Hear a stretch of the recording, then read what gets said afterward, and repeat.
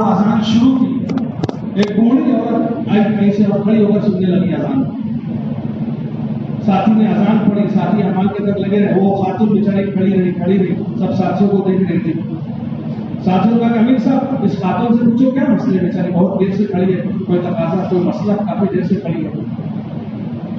امیر صاحب اس خاتون کے پاس کہ اماں جان کیا بات ہے، کافی دیر سے آپ کھڑی ہیں، کیا دیکھ رہی ہیں آپ؟ کہنے لگے کہ امیر صاحب اصل میں نا میری عمر 70 سال کی ہے، جب میں چھوٹی سی بچی تھی نا، جب میں نے اذان کی آواز کو سنا تھا، آج 70 سال کی ہونے کے بعد آج میں نے اذان کو سنا، اور چھوٹی بچی تھی جب میں نے ایمان والوں کو دیکھا تھا، اور آج میں دیکھ رہی ہوں. پتہ نہیں اس کے بعد کب آپ لوگ آئیں گے تو کھڑی ہو کے میں دیکھ رہی ہوں آپ لوگوں کو. پھر کہنے لگے کہ امیر صاحب ہماری جو مذہبی کتاب آپ لوگوں کے پاس ہے، یعنی قرآن شریف آپ لوگوں کے پاس ہے؟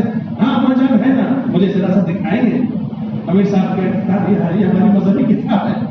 وہ خاتون نے دیکھا، آنکھوں سے لگایا، ہونٹوں سے لگایا، سینے سے لگایا، رونے لگے. امیر صاحب بچپن میں نے اس کتاب کو دیکھا تھا، آج یہ کتاب میں دیکھ رہی ہوں. پھر وہ خاتون گھر پر گئی، اپنا جتنے زیورات تھے سارے زیورات تھالی کے اندر لے کر آئی. امیر صاحب یہ میرے سارے زیورات لے لو، یہ اللہ کا کلام چھوڑ کر چلے جاؤ، کم سے کم دیکھ کے میں اپنی آنکھوں کو ٹھنڈا کر لیا کروں گی. یہ ان علاقوں کا حال ہے جو کسی زمانے میں دین کے مراکز کہلاتے تھے، علمی مراکز کہلاتے تھے. ایسے علاقوں میں آج اللہ کا نام لینا، ایسے کئی علاقے نکلیں گے، چلیں گے، پھریں گے تو سمجھ میں آئے گا امت کی دین کی سطح کیا ہے. ابھی چند سال پہلے جماعت چندی گڑھ پہنچی، اسٹیشن پر ریلوے اسٹیشن پر بیٹھی ہوئی تھی، چند سال پہلے کی بات. ٹرین کے انتظار کے اندر بیٹھے ہوئے تھے، ایک خاتون سامنے سے آئی، دو جوان بیٹے ساتھ کے ہیں. اس بوڑھی عورت نے خاتون نے دیکھا ساتھیوں کو بیٹھے ہوئے ٹکٹ کے دیکھ کر بچوں کو گیا جاؤ بیٹا ٹکٹ لے کر آؤ. ٹکٹ لانے کے لیے گئی اور خود آئی کرے، اور آنے کے بعد پوچھا ساتھیوں کو دیکھ کر تم لوگ ایمان والے ہو؟ ہاں مجھے ہم لوگ ایمان والے ہیں. تو اس کا سوال کہنے لگی کیا اب تک اس ملک کے اندر ایمان والے موجود ہیں؟ یہ کچھ سالوں پہلے کی بات ہے. کیا اب تک اس ملک کے اندر ایمان والے موجود ہیں؟ تاکہ مجھے موجود اللہ کا بدل بہت بڑی تعداد کے اندر موجود ہیں. عورت رو کر کہنے لگی کہ ہم تو سمجھتے تھے کہ ہمارے علاقے میں ہم پر جو گزری، ہم تو سمجھتے تھے پورے ملک کے اندر یہی ہوا. پھر اس نے کہا کہ امیر صاحب میں بھی ایک ایمان والے گھر کی ہوں، میں نے حالات جب خراب ہوئے یا تو میرے گھر کے لوگ یا تو ختم ہو گئے یا پڑوس کے ملک کے اندر چلے گئے، میں اکیلی سب کے اوپر کھڑی ہو کر رو رہی تھی. ان بچوں کا باپ آیا، ہاتھ پکڑ کے گھر پر لے کر چلا گیا. اسی کے اندر گھر کے اندر پلی بڑی، شادی کی عمر میں میری شادی ہو گئی، اسی سے سارے بچے ہوئے ہیں. امیر صاحب اکیلے تنہا عورت ذات اکیلی کس کے پاس جاتی، کس سے فریاد کرتی، زندگی میں نے گزارتی اس کے ساتھ. ہم تو سمجھتے تھے کوئی بچا ہی نہیں ہے. رونے لگی. امیر صاحب میرے لیے بھی دعا کرو، یہ کہا اور روتے ہوئے آگے بڑھی جائی. تھوڑی دور پر گئی، واپس پھر آئی. امیر صاحب ایک بات اور بولو نا اماں جان. کیا بولے بیٹا میں ایک حافظ قرآن ہو رہی ہوں. یہ بولی اور روتے ہوئے چلی گئی. تو نکلنے کے بعد سمجھ میں نہیں آیا کیا ہے کیا نہیں، امت کس سطح پر آ چکی ہے دین کی. کون ان تک کا جائے گا، کون سمجھائے گا؟ بتاؤ. اگر ان کا اس حال کے اندر انتقال ہو گیا کل قیامت کے دن اللہ جل شانہ ہم سے اور آپ سے اس کی پوچھ کی کریں گے. ذمہ داری ہے اللہ کی طرف سے. جی اسی احساس سے ذمہ داری نے صحابہ کرام کو ٹک کر اپنے علاقے کے اندر بیٹھنے نہیں دیا. مطلب نے ہر قربانی میں کھڑا کیا، ہر قربانی پر آمادہ کیا. جب جو تقاضا آیا سب لگا دیا، کوئی بات نہیں. اس احساس سے ذمہ داری نے اللہ نے ایمان دیا ہے، ایمان نعمت ہے. ہزاروں لاکھوں میں سے چن کر بغیر مانگنے اللہ نے دیا، بہت بڑی نعمت. جہاں پر یہ نعمت ہے وہیں پر امانت بھی ہے. جہاں پر یہ نعمت ہے وہیں پر امانت بھی ہے. اور اس کا حق یہ ہے کہ اوروں تک پہنچایا جائے، اس کا حق ہے. لہذا صحابہ کرام نے قبول کیا. اور پوری صحابہ کرام کی تاریخ کو اٹھا کر دیکھ لیں، قبول کرنے کے بعد چین سے اطمینان سے رک کر بیٹھے نہیں اپنے علاقے کے اندر. حالانکہ ان کا ایمان کیسا، ان کے اعمال کیسا. ارے ان کے ایمان کی تو قسمیں کھائی جا سکتی ہے. بڑے بڑے احوال ہے صحابہ کو متاثر نہیں کر سکے، ان کے قدموں کو ڈگمگا نہیں سکے، ایمان کو چھڑوا نہیں سکے، محنت سے پیچھے نہیں کر سکے.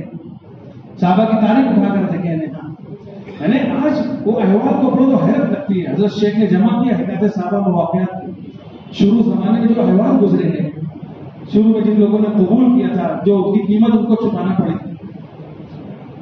वो अहवाल पढ़ो तो रोंगटे खड़े हो जाते हैं कि आदमी इतना मजबूती से जमा रहा है, इतने अहवाल आने पर भी डगमगाए नहीं हो। एक मरतबा हज़रत बिलाल उनको इतना मारा बेहोश होकर गिर गए मक्का के अंदर, शुरू में ही बेहोश होकर गिर पड़े। लोग समझे मर गए, छोड़ के भाग गए। वालदा को खबर की गई, बेटे को आके देखो। उनकी वालदा ही देखा पड़े हुए हैं, पानी का छींटा देकर किसी हिम्मत से उनको होश में लाए। जब होश में आया कि बेटा इतनी तकलीफ, इतनी मुशक्कत बर्दाश्त करता है, छोड़ क्यों नहीं देता? ईमान छोड़ क्यों नहीं देता? इतनी तकलीफ मुशक्कत। कहा कि अम्मा जान, आज तो मेरी फतेह का दिन है, मेरी जीत का दिन है। कि वो मारते मारते थक गए, मैं मार खाते खाते नहीं थका। वो मुझे छोड़कर भाग गए, मुझको अपने ईमान से नहीं भगा सके। आज तो मैं जीत गया मेरे। किसी ने कहा कि पूछा यहूदियों ने हजरत बिलाल से, पूछा यहूदियों ने हजरत बिलाल से, कलमा निकाल दीजिए अपने ख्याल से। झुंझला के यूं जवाब दिया हजरत बिलाल ने, बेचैन कर दिया है मुझे रब के ख्याल में। मैं मानता नहीं हूं कि शान जाएगी, हाँ ईमान के साथ अब मेरी जान जाएगी। इतने अहवाल, लेकिन डगमगा नहीं सके जैसे। शुरू के अहवाल उनसे पूछो, तुमने ईमान कैसे सीखा, कैसे हासिल किया, वो बताएंगे।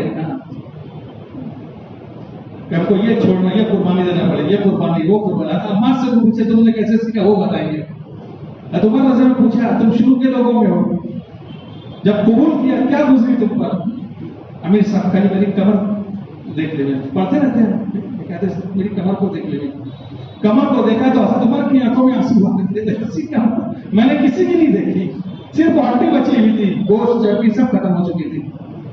कहा अमीर साहब तो आपके अंगारों पर मुझको घसीटा गया, आपके अंगारों पर मुझको घसीटा गया, यहां तक कि मेरी खून और चर्बी से वो आग बुझी है।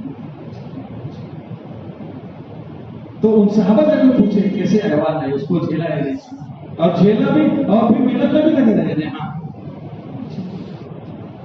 तो तमाम सहाबा की तारीफ है। कबूल करने के बाद कोई चैन से टिक कर बैठे नहीं है, बल्कि इस पैगाम को लेकर पूरी दुनिया के इंसानों तक पहुंचे। दुनिया का कोई खिता, कोई इलाका, कोई चप्पा बचा नहीं है मेरे भाई है, जहां सहाबा गए ना इस पैगाम को लेकर। हालांकि उस जमाने का सफर हमारे जमाने की तरह आसान नहीं था। रास्ता अजनबी, मौसम अजनबी, माहौल अजनबी, सवारी का इंतजाम नहीं, कोई नक्शा साथ में नहीं, कोई रहबर साथ में नहीं, जुबान अजनबी, कोई तर्जुमान साथ में नहीं। कैसे किया होगा? आज ऐसे इलाकों के अंदर जब जमातें जाती हैं तो परेशानी आती है, कोई अगर तर्जुमान, कोई ट्रांसलेशन करने वाला नहीं रहा तो परेशान, कैसे बात करना। बंगाल के इलाके के अंदर जमात पहुंची, अल्लाह की फजल से हमारी रमजान का महीना था, ऐलान किया जोर में, खैर दीन की बात होगी, पूरा मजमा बैठ गया, रमजान का महीना, मस्जिद भरी हुई है। साथी बात करने के लिए खड़े हुए तो मसला ये आया कि सारे के सारे उस जबान के बोलने वाले, उर्दू वाला कोई भी नहीं। तो आदमी जबान होकर गूंगा बन जाता है, मैं कैसे बात करूंगी, नहीं कैसा। शुद्ध तो तमिल का जो इलाका है जहाँ उर्दू भी जानते बेचारे, पूरा है सत्य मंगलम वगैरह, बेंगलोर में शुरू आगे का इलाका, तब शुद्ध तो तमिल का इलाका, वहां भी रमजान के अंदर पहुंचे। अब पूरी मस्जिद भरी है, बात कैसे करना कोई समझने वाला नहीं। ना इमाम साहब को उर्दू आ रही है, ना मुअज्जिन साहब को उर्दू आ रही है, ना दावत के साथियों को, जिम्मेदारों को उर्दू आ रही है। साथी तो खड़ा होकर वहीं रोने लगा, क्या बात करना। वहां पर एहसास होता है कि सहाबा ने कैसे किया होगा। सहाबा अरबी के बोलने वाले, अब सहाबा अफ्रीका के इलाकों के अंदर पहुंचे। खाली अफ्रीका के अंदर कहते हैं कि 400 जबानें बोली जाती है अफ्रीका के अंदर। थोड़ा इलाका बदला जबान बदल जाती है, थोड़ा इलाका बदला जबान बदल जाती है, 400 जबान खाली अफ्रीका के अंदर है। अब उन इलाकों के अंदर साहबे के नाम गए और ऐसी मेहनत की पैगाम को पहुंचा दिया और पूरा अपना कल्चर, अपनी तहजीब को पहुंचा दिया, अपनी जबान तक को बदल दिया वहां वालों की।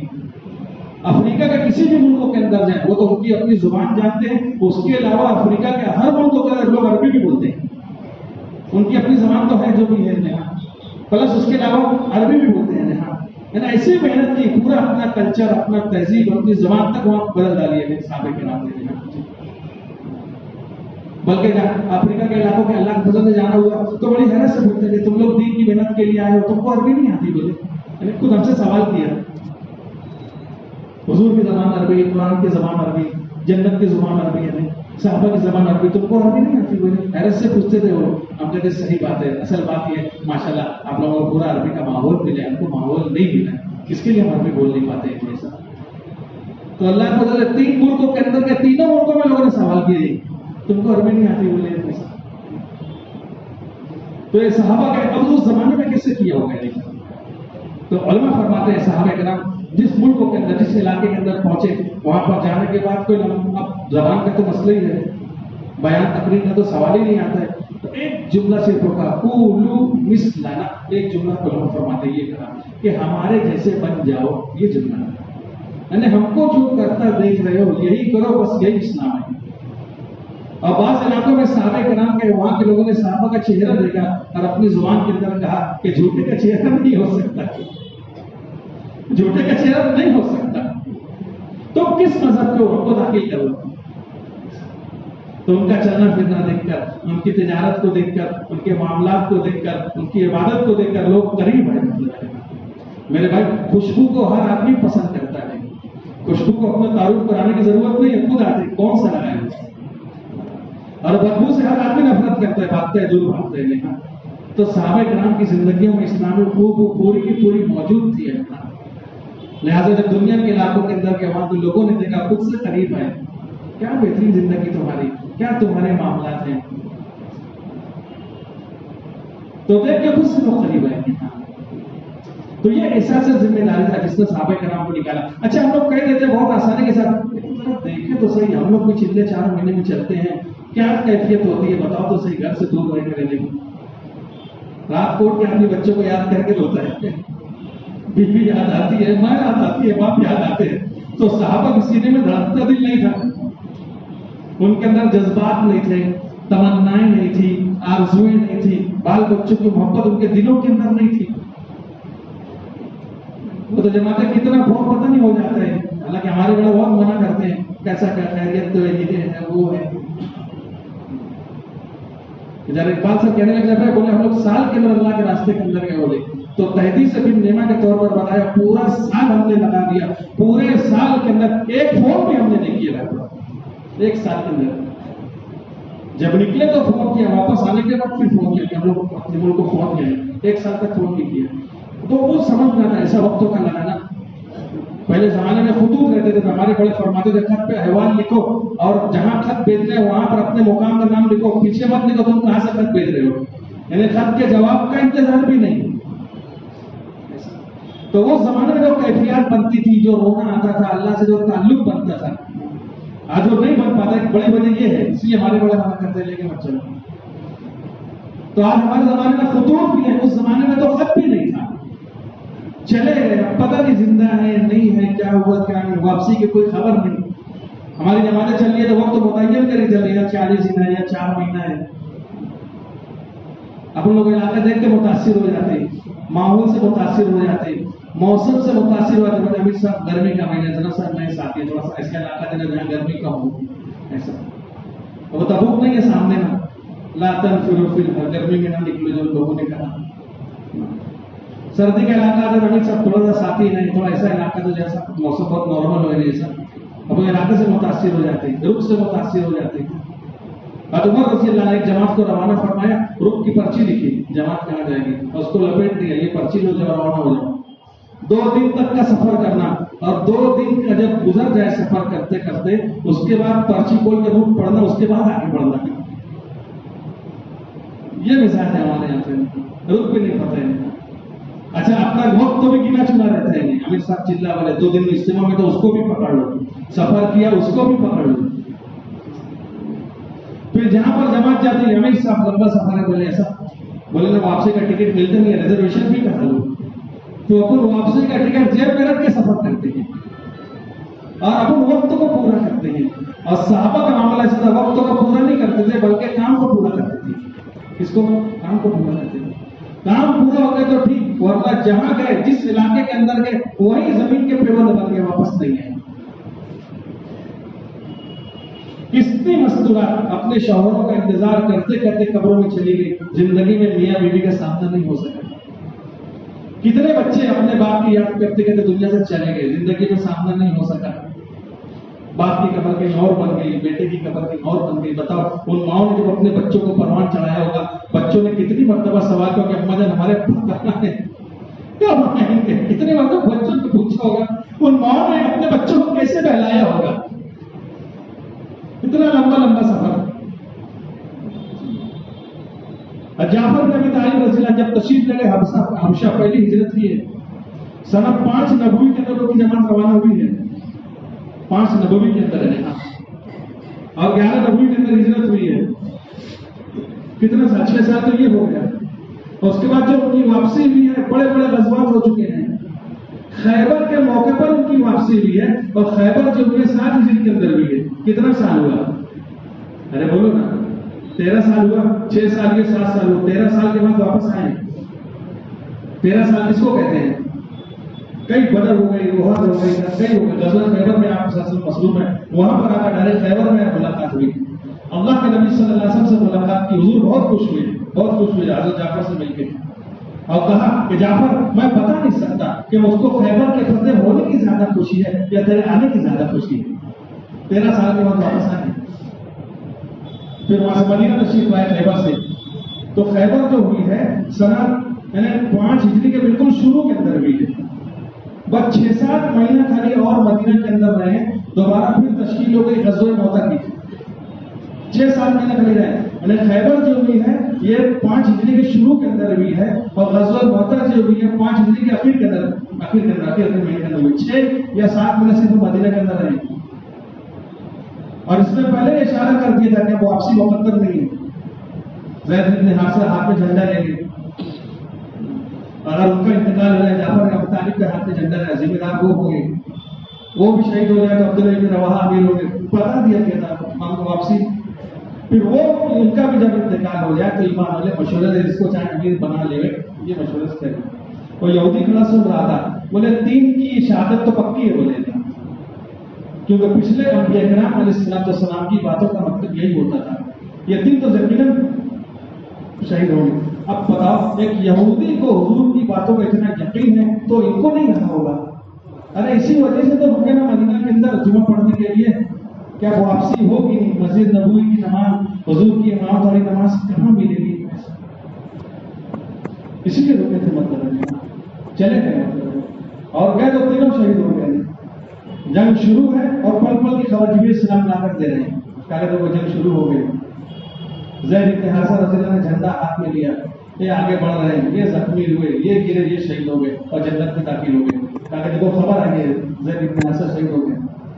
پھر خبر آئے گا جھنڈا جعفر بن ابی طالب نے ہاتھ میں لیا. یہ آگے بڑھے، یہ زخمی ہوئے، یہ گرے، یہ شہید ہو گئے. کہا خبر آئی جعفر بھی شہید ہو گئے. پھر خبر آئے گا جھنڈا عبداللہ بن رواحہ رضی اللہ نے ہاتھ میں لیا. یہ آگے بڑھے، یہ زخمی ہوئے، یہ گرے، شہید ہو گئے. اور آپ سے تھوڑی دیر خاموش رہے. اس کے بعد پھر کہا کہ وہ بھی جنت میں داخل ہو گئے. تو علماء کرام نے یہ جو تھوڑی دیر خاموشی جو حضور کے لیے 500 سال جو حضور نے کہا کہ تم اپنے ساتھیوں سے 500 سال پہلے بعد جنت کے اندر داخل ہو گئے، تو جو تھوڑی دیر کی خاموشی علماء فرما دیجیے وہ 500 سال ہے. جنگ ختم ہو گئی، صحابہ نے سب صحابہ کو دفن کیا. عبداللہ بن رواحہ رضی اللہ عنہ دفن کرنا بھول گئے. آگے بڑھے تو عبداللہ کو تو دفن ہی نہیں کیا. پھر ان کو دفن کیا تو جعفر بن ابی طالب رضی اللہ کی قبر اور عبداللہ بن رواحہ رضی اللہ کی قبر دونوں کے درمیان فاصلہ ناپا گیا تو 500 میٹر کا فاصلہ آج بھی 500 میٹر کا فاصلہ آج بھی آگے 500 سال پیچھے ہو گئے. ابھی جماعت علماء کا نام نہیں چل رہی تھی جارڈن کے اردن کے طرف جاموں کے خط لکھا ہم لوگوں نے کہا کہ اردن کے ہماری جماعت چل رہی ہے. انبیاء کی زمین، صحابہ کی زمین، بزرگوں کی زمین. سب سے زیادہ صحابہ اردن میں دفن ہے. 36,000 کم گئے صحابہ تابعین اردن کے اندر دفن ہے اور بڑے بڑے صحابہ اردن کے اندر دفن ہے. ہاں جی 5 جوان کی خبر ہے. وہ پوری تختی لکھی ہے، پوری ان کی ہسٹری لکھی ہے. ان کا قد ایسا تھا، ان کا چہرہ ایسا تھا، ان کا ناک نقشہ ایسا تھا، اتنے سال میں قبول کیا، اتنے میں انتقال ہوا. پوری ہسٹری وہاں پر لکھی ہوئی ہے. تو علماء کی جماعت نے خط لکھا کہ ہم لوگ یہاں پر صحابہ کی قبر کیا کھڑے ہمارا سال کم محسوس ہو رہا ہے. انہوں نے زندگی میں لگا کہ شہید ہو چلے گئے تو اس کے مقابلے میں ہماری سال کی قربانی ہم کو بہت مختصر معلوم ہو رہی ہے. تو خبر آئی، آپ نے فرمایا کہ چلو جعفر کے گھر پر چلے. خبر دے دیں جعفر شہید ہو گئے. ابھی کتنے سالوں کے بعد واپس آئے، 7 مہینہ رہے، دوبارہ چلے گئے، انتقال ہو گئے. 3 بیٹے تھے عبداللہ اور محمد اور تینوں بچوں کو پیدائش حبشہ کے اندر ہوئی تھی. گھر تشریف لے گئے تو دیکھا تینوں بچوں کو نہلا دھلا کے صاف ستھرا کپڑا پہنایا، خود آٹا گول دیتی ہے. حضرت جعفر سے کیا لیا، حضرت اسما بن عمیس رضی اللہ عنہ آٹا گول دیتی ہے. صحابہ کرام صاحب تشریف لے گئے، کھڑے ہو گئے، آٹا گولتے گولتے حضور کے چہرے پر نظر پڑی، چہرے پر غم کے آثار تھے. کہا کہ حضور کیا بات ہے، جعفر کی کوئی خبر آئی ہے میدان جنگ سے؟ صحیح تو ہے، آٹا گھومتے گھومتے وہیں گھر کھانے گر پڑے. یہ تینوں بچے سامنے رہے تھے، وہیں کش کھانے گر پڑے. اللہ کے راستے میں قبول ہو گیا. یہ صحابہ کا احوال ہے.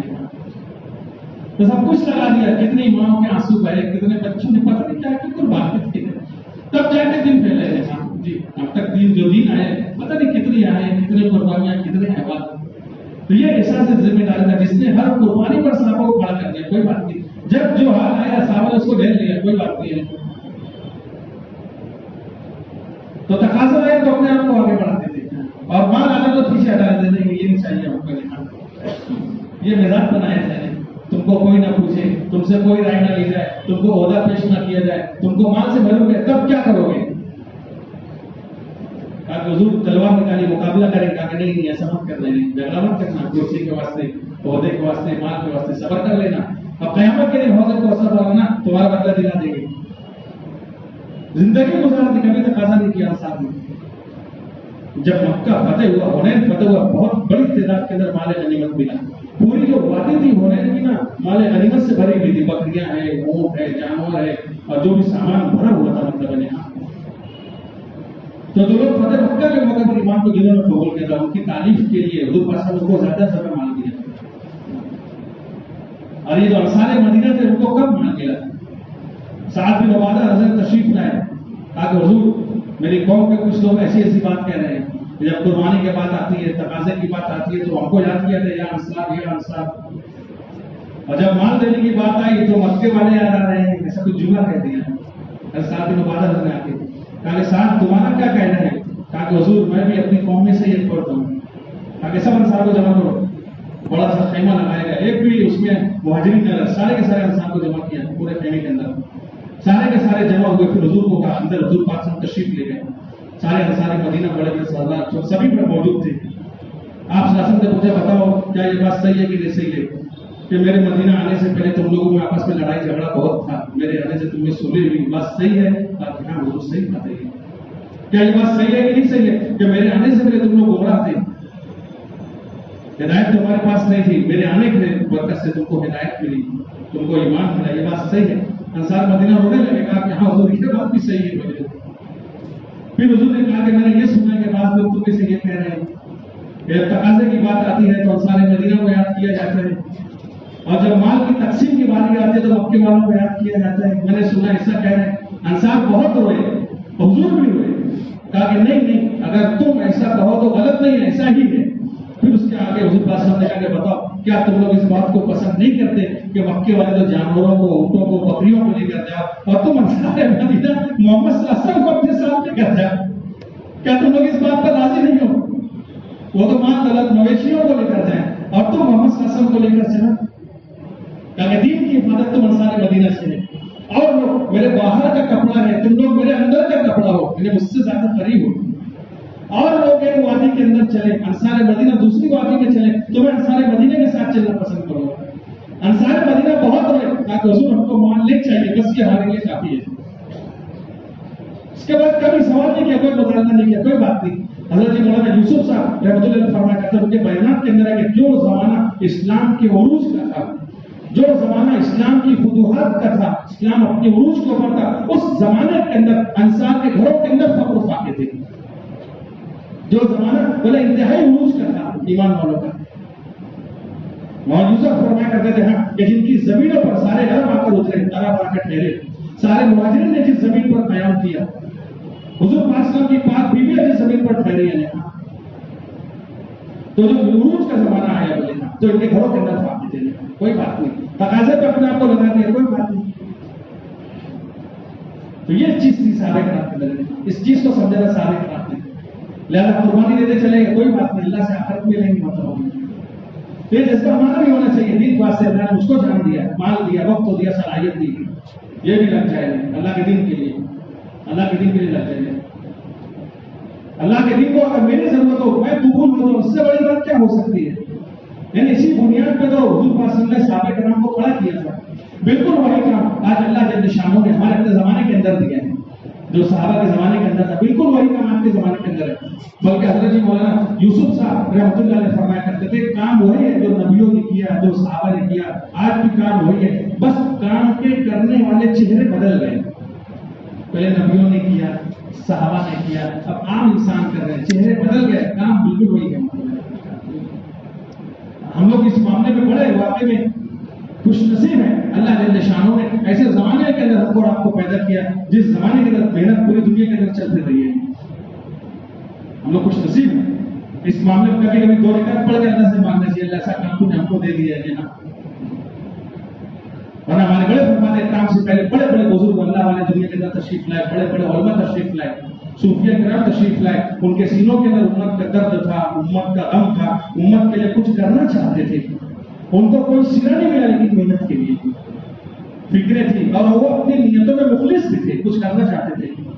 کوئی سرا ان کو نہیں ملا محنت کرنے کا. لہٰذا اپنے علاقے میں رہتے ہوئے, اپنی خانقاہوں کے اندر رہتے ہوئے دین کی محنت کرتے رہتے, اس لیے تو دین آج تک کا باقی رہا. لیکن اللہ جل شانہ نے ہمارے اپنے زمانے میں محنت دی ہے. اس محنت کا دو خاص بات, ایک تو عمومیت کے ساتھ کام ہو رہا ہے. کیسے ہو رہا ہے؟ عمومیت کے ساتھ. سیدھے سارے لوگ آتے ہیں, وقت تو لگا کے چلے جاتے ہیں, پتہ بھی نہیں چلتا یہ آدمی کس شعبے کا ہے, کس کیٹیگری کا ہے, کس کا. دعوت کا کام سیدھا سادہ ہے نا, جتنے آتے سب کتے پہ جانے میں آتے. تو بہت سے لوگ ان کی سادگی کو دیکھ کے دھوکہ کھا جاتے ہیں. ارے بولے دنیا چاند پر گئی ہے, مریخ پر جانے کی تیاری ہے, تم لوگ بڑے بیکورڈ لوگ بولے ایسا, تم کو دنیا کی ترقی سے کوئی واسطہ ہی نہیں ہے. بلکہ ہمارے ملک کے اندر ایک علاقہ ایسا ہے جہاں جماعت کے ساتھیوں کو دال چاول والی جماعت بولتے ہیں. یہ دال کھانا کھاتے ہیں بیچارے. جیسا دنیا کہاں سے کہاں پر جا رہی ہے, مریخ پہ جانے کی تیاری ہے, تم لوگ وہی پوٹلی لے کے چلتے ہیں, وہی مسجد کی چٹائی پر سوتے, وہی 6 صفات بیان کرتے ہیں. ایسا تو لوگ اس کی اللہ نے سادگی کا پردہ ڈالا ہوا اس کے اوپر ہے, تو سادگی سے لوگ دھوکہ کھا جاتے ہیں. دھوکہ سادگی سے ہے نا, سیدھا سادہ اللہ نے کام دیا. تو ہم کو نہیں پتا بچارے کیسے کیسے لوگ آئے گا. چلے بھی اپنی مسجدوں میں ٹھہرتے ہیں, وقت لگاتے ہیں, چلے جاتے ہیں, نہ پہچان پاتے ہیں, ان کی قدر کر پاتے ہیں. ہماری مسجد میں جماعت ہے کہ نہیں پاتے, علی گڑھ مسلم یونیورسٹی کی جماعت آئی تھی, اور اس میں سارے کے سارے پروفیسر, لیکچرار, رجسٹرار اور سب پتہ نہیں کیا کہ سب سے بڑے بڑے لوگ ڈگری والے ہیں. اور جماعت نے اچھی محنت کی تھی ماشاء اللہ نے. ہماری مسجد میں بھی تھی جماعت نے. پھر دوسری مسجد میں گئی ہوں تو دوسرے دن رات میں عشاء کے بعد وہ جماعت کے ایک ساتھی جو پروفیسر تھے جا رہے تھے رات میں عشاء کے بعد. تو میں دیکھا جماعت کے ساتھی اکیلے جا رہے ہیں, چلو کچھ تقاضا ہو تو فوٹوگرافی کر دیں گے, آواز دو سر سر. بولے کیا بات ہے؟ من سر کہاں جا رہے ہیں آپ؟ کیوں؟ بولے کیا بات ہے؟ بولے دراصل میں ریوری کر دوں کہ آپ کہاں جا رہے ہیں, کیا تقاضا ہے آپ کو, کہاں جا رہے ہیں آپ؟ تو انہوں نے عجیب جواب دیا. بولے میں دراصل اپنا بولے نشہ اتارنے جا رہا ہوں. کیا جواب دیا؟ ارے بولو نا. بولے میں ذرا اپنا نشہ اتارنے جا رہا ہوں. میں چونک گئی, یہ کون سا جملہ بول رہے ہیں؟ انہوں نے سر میں سمجھا نہیں کیا بول رہے ہیں. تو ٹھہر گیا وہ. بولے دیکھو ایک ہوتا ہے نا, ایک ہوتا ہے شراب کا نشہ, تو بولے اسی طریقے سے ہوتا ہے مال کا نشہ, ایک ہوتا ہے عہدے کا, پوسٹ کا نشہ ہوتا ہے. اگر کوئی آدمی شرابی ہے, اگر اس کا نشہ توڑوانا ہو تو لیمو نچوڑا جائے, کٹی چیز کھلایا جائے تو اس کا نشہ اترتا ہے. لیکن مال اور عہدے کا نشہ ایسی چیز ہے نا, موت کا جھٹکا یہ چیز اتارتی ہے. فرعون بھی جب ڈوبا تو کیا کہا اس نے؟ رب بھی موسیٰ و ہارون, میں موسیٰ ہارون کا رب پر ایمان ہے. موت کا جھٹکا ہر ایک کے دماغ کو ٹھیک کر دے گا اس وقت تو, لیکن عمل کا موقع جا چکا ہوگا. تو کہنے لگے یہ سارے نشے جو ہے نا, یہ موت کا جھٹکا ختم کرتا ہے. لیکن اگر کوئی شخص یہ چاہے کہ یہ سارے نشے, عہدے کا نشہ, مال کا نشہ زندگی ہی میں ٹوٹے, تو اس کو اللہ کے راستے میں نکل جانا چاہیے. یہاں یہ نشہ ٹوٹتا ہے. پھر بتانے کا دیکھو, بولے میں پروفیسر بولے نہیں, علی گڑھ مسلم یونیورسٹی کے اندر اتنی میری پیمنٹ ہے, وداؤٹ پہ تنخواہ لے کر, چھٹی لے کر میں جماعت میں نکلا ہوں, اتنی میری پیمنٹ کٹے گی. پھر اپنے علاقے کے ایک بڑے جاگیردار کا, زمیندار کا بیٹا ہوں, میرے باپ کی 100 ایکڑ زمینیں ہیں. بولے باپ کا اکلوتا بیٹا ہوں. بولے باپ کے مرنے کے بعد ساری پراپرٹی میرے نام پر آنے والی ہے. اپنے علاقے میں ہوتا تو لوگ جاگیردار صاحب السلام علیکم, سر پروفیسر صاحب السلام علیکم, تو وہاں نشہ چلتا ہے. تو یہ بولے میں نشہ اتار رہا ہوں. پھر بھی کہاں جا رہے تھے آپ؟ ارے بولے اصل میں ساتھیوں نے خدمت طے کی ہے. بولے تو ساتھیوں کے ناشتے کا انتظام کرنے کے لیے نکلا ہوں. بولے میں صبح ساتھی کو ناشتہ پکا کے دینا ہے، تو ناشتہ سامان لانے جا رہا تھا، مول صاحب چلو ذرا میں رہبری کر دو، دکان آپ کو بتا نہیں بولے نہیں کر دوں، شکریہ بولے تمہارا، ابھی میں جاؤں گا بھٹکوں گا 4 لوگوں سے دکان پوچھوں گا نا، جب تو میرا نشہ ٹوٹے گا بولے. یہاں اس کو کون پہچانتا، میں پروفیسر ہوں، جاگیردار کا بیٹا ہوں بولے، کون پہچان رہا ہے بولے یہ میرا نشہ ٹوٹ رہا ہے. سمجھ میں ہمارے بڑے کہتے ہیں بہت سارے لوگ دعوت کو صحیح سمجھنے کے باوجود بھی ادھر نہیں آتے، کیونکہ یہاں پر آنے کے بعد تو استری توڑنا پڑے گی، یہاں پر جی کی چاہتوں کو قربان کرنا پڑے گی. نبی نظام الدین کے ذات اللہ کے فضل سے تو مولانا اظہار الحسن صاحب رحمۃ اللہ علیہ مولانا صاحب کے نام جب تک وہ حیات تھے تو حیات صاحب وہی پڑھتے تھے، مطلب عجیب اللہ نے ان کو مت کر دیا تھا. مولانا اظہار صاحب رحمۃ اللہ علیہ کی رحمت کرے. ہمارے بڑے کہتے تھے جتنے ہمارے پرانے چہرے تھے سب کی جگہ خالی ہے، آج تک کوئی جگہ بھر نہیں پائی ہے. جتنے بھی کہ ہمارے بزرگ نے سب اپنی اپنی جگہ پر ایک مقام جو ہے اس کی جگہ آج تک خالی. بلکہ وہ یونس صاحب تو قسم کھا گئے خدا کی قسم منشی بشیر جیسا آدمی آج تک تبلیغ کو نہیں ملا، اس کی جگہ خالی ہے. ہم نے اپنے کانوں سے سنا ہے. تو جو چلے گئے نا، کسی نے حضرت کو کہا مولانا انعام صاحب رحمۃ اللہ علیہ پرانے چلے جا رہے ہیں، بولے جو ہے ان کی قدر کر لو، بولے بعد میں یہ بھی نہیں ملیں گے، بعد میں یہ بھی نہیں ملیں گے. تو وہاں اظہار صاحب فرمانے لگے، شاید فجر کا بیان تھا، بولے ہم لوگ ایک دفعہ ایک جماعت ہماری مولوی صاحب رحمۃ اللہ ایک جماعت ہماری بنائی، اس جماعت میں بولے میں تھا، یوسف تھا، بولے مولانا حضرت جی مولانا یوسف صاحب رحمۃ اللہ علیہ، مولانا انعام الحسن صاحب رحمۃ اللہ علیہ، اپنے دو وقتوں کے حضرت جی، اور ایسے اور اکابر علماء بتا وہ جماعت کیسی جماعت رہی ہوگی، مولانا یوسف صاحب، مولانا انعام صاحب، مولانا اظہار صاحب اور دیگر نظام الدین کے احباب. تو جماعت ہماری بولے مولانا کے علاقے کے اندر پہنچی. اب جب وہاں پر پہنچی تو وہاں علماء میں شور بن گیا کہ جماعت ایک آئی ہے نظام الدین کی، اور جس میں ایسی ایسی شخصیات پوری ملک کو لوگ یہ صفحے اولا کے لوگ تھے، یہ تو لوگ جانتے تھے ان کو. تو علماء کرام نے سوچا چلو چل کے ملاقات کی جائے. تو وہ اظہار سے بڑا رہنے لطف لے کے ہوتے تھے، بولے جس دن وہ علماء کرام ہم سے ملاقات کے لیے آئے، ایک مسجد کے اندر ہماری جماعت تھی، بولے تو جس دن وہ علماء کرام ملاقات کے لیے آئے تو بولے اس دن میری اور یوسف کی خدمت تھی، بولے میری اور یوسف کی خدمت تھی. یعنی جب وہ علماء کرام آئے تو بولے میں پیاز کاٹ رہا تھا، بولے اور یوسف مسالہ پیس رہا تھا، بولے. تو وہ علماء کرام بولے حضرت یوسف مولانا یوسف کون ہے؟ وہ یاس کے لڑکے. بولے وہ جو مسالہ پیس رہے نا یہ یاس کے لڑکے ہیں. تو بہت سے لوگ کام کو صحیح سمجھتے ہیں لیکن آنا مشکل اس کے لیے ہوتا ہے. کسی کی نیت میں شک نہیں ہے لیکن ایک جنرلی بات بول رہے ہیں نا، یہاں پر آنے کے بعد ساری استری توڑنا پڑے گی، یعنی سارے عیش و آرام چھوٹ جاتے ہیں یہاں پر آنے کے بعد. ادھر مولانا محفوظ الرحمان صاحب رحمۃ اللہ علیہ بتانے لگے یونس صاحب آنے کو تشریف لائے تھے. اب یہ علماء کرام بڑا مولانا کو چاہتے تھے، مطلب مولانا کا ایک مقام تھا. تو مولانا کا یونس صاحب سے کافی تعلق تھا، مولانا محفوظ صاحب کا. تو بات مولانا کا کہ مولانا چلو 3 دن چلیں گے. یونس صاحب نے تشکیل کی، مولانا محفوظ الرحمان صاحب رحمۃ اللہ علیہ کی، چلو 3 دن چلیں گے. تو وہ خود کہتے تھے جب مولانا نے میری تشکیل کی تو انکار کی گنجائش نہیں تھی. ٹھیک ہے بولے میں تیار ہو گیا، میں چلوں گا. بستر لے کر آیا جہاں پہلے دن گئے ہم تو. اب اللہ کے بعد اللہ کرنا ہوگا کہ اثر کے بعد گشت کی بات ہوئی. بولے متکلم کون رہے؟ تو میں نے کہا مولانا محفوظ الرحمان یہ متکلم رہے گے. اب ہم کو تو بولتے جاتا امیر کی مانتے چلو. اب گشت میں جماعت نکلی، رہبر تھا، مسجد کے باہر نکلے تو گھر کے آگے ایک گھر کا کام چالو تھا اور پالک لگا ہوا تھا اور مستری اس کے اوپر پلستر کر رہا تھا، کھڑا ہو گئے. رہبر نواز او بھائی صاحب اوپر سے گھونٹ لگا کیا ہے؟ بولے تو مولانا بولے ایک جملے میں میرے حوصلے تو وہیں پست ہو گئے. بولے وہی حوصلہ کیا ہے؟ بولے ارے دراصل آتے جماعت والے بات جا، بولے تمہاری بات نہیں سنتے. بولے حوصلہ وہیں پست ہو گئے. تو ایسا کام دیا اللہ نے ہمارا ایسا بنا. بولے پتا معلوم کام ہے، بولے کیسا کام ہے اپنا، سب طرف سے سننے ہی پڑتے ہیں. بولے کیا کریں، گھر والے الگ ناراض، خاندان والے الگ ناراض، جہاں جاؤ وہاں کی الگ بات سنو. لیکن میرے بھائی بندہ اگر اس کو کر لے تو اللہ جو دے دیں گے. وہاں یوسف صاحب رحمۃ اللہ کہتے تھے اس کام کا ذرہ، اس کام کے ذرے کی قربانی پر اللہ وہ دیں گے کہ بندہ دیکھ کر حیران ہو جائے گا اتنی چھوٹی قربانی پر اللہ دے رہے ہیں. وہاں یوسف صاحب کے بیانات کے اندر ہے کہ آپ نے اللہ کے راستے میں چلا، ایسے رومال رکھ کے چلتے ہیں، بعض لوگ رومال گر جاتا ہے. بولے رومال گرا، جھک کے ساتھی نے اٹھا لیا. اس جھک کر روگے ہوئے رومال کو اٹھانے پر اللہ جو دیں گے اس کا جو دیکھ کے بندہ حیران ہو گیا. اصل اللہ کے راستے میں نکل کر سونے میں جو اللہ دیں گے. और कभी कभी निजामुद्दीन में जब जमात आती थी तो मौलाना यूसुफ साहब रहमतुल्लाह घर से निकलकर जमात का बिस्तर था उसके बाजू में बिस्तर लगाकर सोते थे। लोग कहते हैं हजरत ये क्या करने, कहा कि हाँ ये अल्लाह के रास्ते के मेहमान है, रात में अल्लाह की रहमत इन पर मुतवज्जह हुई तो मैं भी शामिल हो जाऊंगा उसके अंदर। सच्ची बात है मेरे भाई, हम लोग चल रहे हैं लेकिन काम की जो अजमत अंदर अभी तक आई नहीं है जैसी आना चाहिए।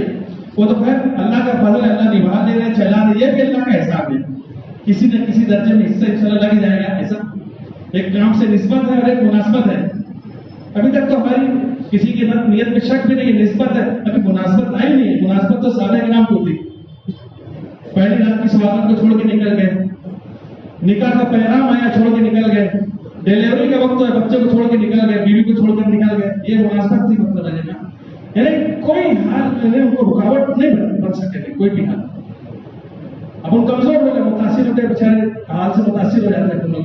तो ऐसी मेहनत अल्लाह जल्द शामों ने हमारे अपने जमाने में दे दी है मेरे भाई। अगर बंदा कर ले क्या मिल जाएगा, क्या दे देंगे, हम उसको शुमार नहीं देख सुन नहीं सकते हैं, बल्कि अजर उससे ज्यादा मिलेगा। इस बात के अंदर कितने दर्जा गुना अजर ज्यादा मिलेगा। अल्लाह ने ऐसी मेहनत, ऐसा काम हमारे अपने जमाने में दिए और पूरी दुनिया के दरवाजे को खोल दिया अल्लाह ताला ने।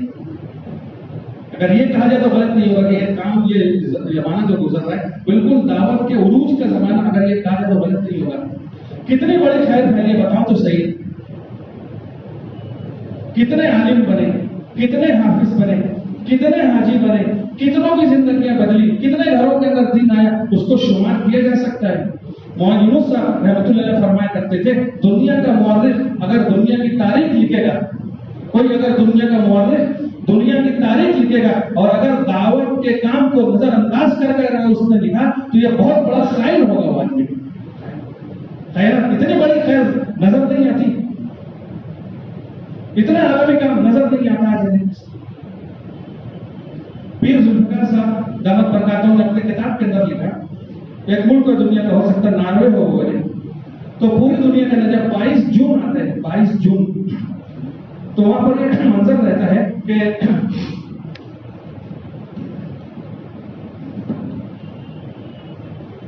ऐसा मंजर रहता है कि सूरज गुरूब होता है और सूरज गुरूब होने के बाद 1 मिनट के बाद फिर तुलू हो जाता है। साल में एक दिन 22 जून को एक चीज होती है ना, सूरज डूबते लोग खड़े होकर दिखते हैं और 1 मिनट के बाद सूरज फिर निकल जाता है। तो पूरी दुनिया से लोग देखने के लिए आते इस मंजर को, पूरी लॉज होटल सब बुक रहती है, पूरा फुल रहता है।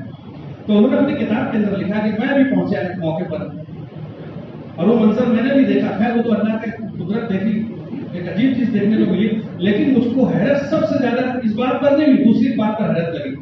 कहा जब ये मंजर मैं देख चुका, वहां से लोगों से पूछा कि मैंने यहाँ पर मस्जिद है तुम्हारे इलाके में, कहा यहाँ मस्जिद है बोले। किसी ने रहबरी की, उसको मस्जिद तक पहुंचाया, मैं मस्जिद में गया, जमात के साथ नमाज पढ़ी। मस्जिद में जब मैं गया नमाज अदा करने तो मैंने देखा कि मिंबर के ऊपर फजाइल अमाल रखी हुई है। बोले इस बात से सबसे ज्यादा मुझको हैरत लगी कि अल्लाह के बंदे यहाँ तक पहुंच गए जहाँ सूरज आखिर में गुरूब होता है। मुफ्ती तकी उस्मानी साहब दामत बरकातहू ने अपनी किताब के अंदर लिखा, सफरनामे के अंदर लिखा, एक मरतबा बिल्कुल मशरिक के इलाके के अंदर मेरा जाना हुआ, गालिबन फिजी वो मुल्क होगा, तो शहर की भी जमात होकर आई फिजी। कहा हम लोग एक मस्जिद के अंदर थे तो वहां के लोगों ने बताया कि अमीर साहब जिस मस्जिद में आपका कयाम है पूरी दुनिया के अंदर सबसे पहले फजर की नमाज इसी मस्जिद में होती है।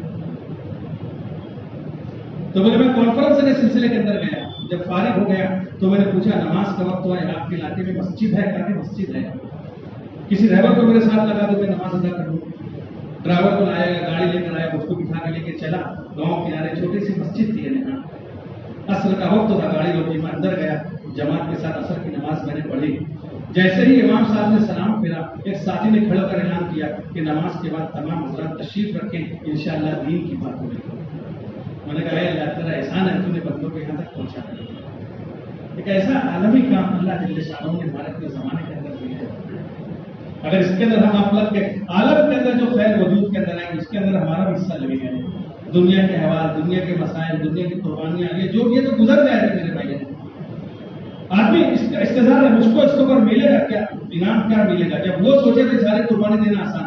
वहाँ यूसुफ साहब ने फरमाया था देखो एक हमारे घर का मसला और एक हजरत मोहम्मद सल्लल्लाहु अलैहि वसल्लम की उम्मत का मसला, हजरत के बयान में एक मेरे घर का मसला और एक मसला हजरत मोहम्मद सल्लल्लाहु अलैहि वसल्लम की उम्मत का मसला। अगर एक मेरे घर का मसला सारी उम्मत के मसले से बढ़ के हो गया, क्या दिन का काम करेगा, क्या दिन का काम करेगा बताओ। ہمارا مسئلہ ساری امت کے مسئلے سے بڑھ کر ہو گیا. امت کے حوالے دیکھیں, چل پھر کے چلے دیکھ کیا امت زندگی گزارنے کے. یہ اپنے مولانا ہے, آج واپس سلیم صاحب کا انتقال ہوا. مولانا ہائی وے پہ تو کارخانہ ہے, اندر جان کے اندر 1 کلومیٹر وہاں پر ایک بستی ہے, اور سب ایمان والے رہتے ہیں, باپ دادا سمے پر رہتے ہیں. ایک دفعہ وہاں جوڑ کیے تھے ساتھی, کھانا بھی پکا کے لے گئے تھے, کھلائیں گے بھی, بات بھی کریں گے ان سے, جانا ہوا وہاں پر اللہ کے فضل سے 20-25 نوجوان ماشاءاللہ ایمان والے. وہیں کھیت میں سب کو جمع کیا, کھانا ہوا, نماز ہوئی, بات چیت ہوئی. ہم نے پوچھا مسجد کا, مسجد نہیں ہمارے گاؤں کے اندر, تم لوگ نماز کہاں پڑھتے ہو؟ کہنے لگے کہ جب جمعہ کے دن ہم لوگ مالیگاؤں آتے ہیں بازار کرنے کے لیے تو جمعہ پڑھ لیتے ہیں, اور جس دن نہیں آتے اس دن جمعہ بھی نہیں ہوتا. یہ مردوں کا حل. اب مستورات کا اندازہ لگا لو تو بیچارے یہ حافظ صاحب جن کا آج انتقال, حافظ سلیم صاحب, انہیں برسوں یہ بیچارے موتی مسجد میں پڑھاتے تھے. روزانہ سائیکل لے کر 10 کلومیٹر دور وہاں جاتے تھے مولانا, اور بچوں کو قرآن پاک پڑھاتے تھے. کتنی بچیاں کتنے بچے ان کے ہاتھ پر قرآن پاک, اللہ تعالیٰ علی کی رحمت کرے, ان کو مطلب ہے کمائی کر کے چلے گئے. مطلب ہے تو ہمارے حیوان دیکھیں کیا حال ہے. مطلب بات ختم کر رہا ہوں میں, اپنے اب استعمال تھا. ایک مفتی صاحب بتانے لگے, ہم لوگ ملاقات میں تھے, ایک بڑے لوگ کے آدمی آئے, مفتی صاحب ایک کیا بات ہے, مجھے کوئی عمل بتائیے. تو میں نے کہا کون سا عمل بتاؤ؟ بولے ایسا عمل بتاؤ وہ عمل کر لوں میں تو میرا بیٹا مر جائے. بولے ایسا عمل بتاؤ, عمل کر لوں تو بیٹا مر جائے. بولے کیا بول رہے ہو بابا, ایسا کیوں بول رہے ہو؟ اللہ نے ایک بیٹا دیا ہے لیکن زندگی پریشان کر دیا اس نے, رات دن لڑائی جھگڑا مار پیٹ, یہ ہے وہ ہے. میری زندگی کی جگہ پوچھی ختم ہو چکی ہے. روزانہ رات میں نکلتا ہے فریش ہو کے 8 بجے, رات بھر کہاں رہتا ہے, کیا کرتا ہے مجھ کو پتا نہیں. صبح سویرے آ کر سوتا ہے اور رات میں لڑائی جھگڑا چھوڑا کے میری زندگی کی جمع پونجی ختم ہو گئی ہے. ہاں مفتی صاحب میری کمانے کی عمر نہیں ہے مگر کیا کروں, مجبوراً مجھ کو کام کرنا پڑتا ہے. تو ایسی اولاد سے اس اولاد کا مر جانا اچھا. زندگی اتنا ہے آج لوگوں کی, نہ جانے کتنے والدین بچوں سے پریشان, کتنے بچے ماں باپ سے پریشان, کتنی بیویاں شوہروں سے پریشان, کتنے شوہر بیویوں سے پریشان. ہمارے مولانا کہتے تھے کوئی بولتا کوئی نہیں بولتا, پریشان سب ہے. نکلے گے چل پھر کر محنت کریں گے تو سمجھ میں امت کا حال کیا ہے. کتنا بڑا عملہ ایسا ہے جو نماز سے بھی دور, کلمے سے بھی دور. ہمارے اپنے شہر کی بات, جمعہ کے دن شادی کا چلو ملاقات میں چلیں گے, ایک 7-8 نوجوان بچے بیٹھے ہوئے تھے, جا کے ساتھی ان سے بات چیت کی, اور بات چیت کے دوران پوچھا تو معلوم پڑا ایک نے بھی جمعہ کی نماز نہیں پڑھی تھی. شہر کی بات بول رہا ہوں میں. ہم کہاں بولتے اچھا چل رہا ہے, ٹھیک ٹھاک چل رہا ہے. یہ گھسنے میں سمجھ میں آئے گا. امت کے حوالے دیکھیں گے تو جو ہمارے بڑے بڑے انفرادی ملاقات جاؤ, امت کے حوالے لوگ. مفتی سہیل صاحب بتا رہے, ایک نوجوان سے ملا ہمارے گاؤں کے اندر, کہا 30 سال ہو گئے آج تک میں مسجد میں قدم نہیں کرتا. کون جا کے ان کے پاس بتاؤ تو صحیح. اللہ نے محنت دیا ہے, کام دیا ہے, ہماری محنت سے کوئی قریب آ جائے, کسی کی زندگی میں دین آ جائے, کسی کو ہم نے کچھ سکھا دے, بتاؤ کتنی بڑی کمائی گئی ہے. اس محنت کے لیے سب لوگ تیار ہیں. کتنا دیں گے بتاؤ؟ ہم تو سب سے 5 مہینہ مانگیں گے, 4 مہینہ مانگیں گے, تیار ہے سب لوگ؟